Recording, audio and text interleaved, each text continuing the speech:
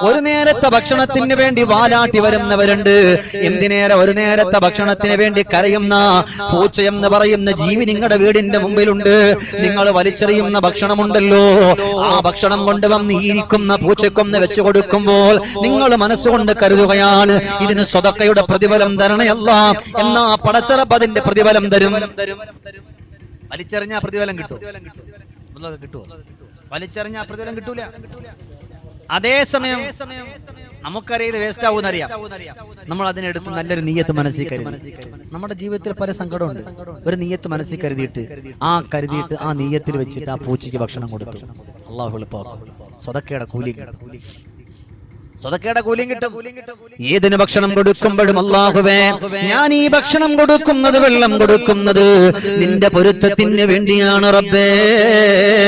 നമ്മുടെ വീടിന്റെ അകത്തട്ടിൽ ഒരാൾ കടന്നു വന്നുകൊണ്ട് വെള്ളം ചോദിക്കുകയാണ്.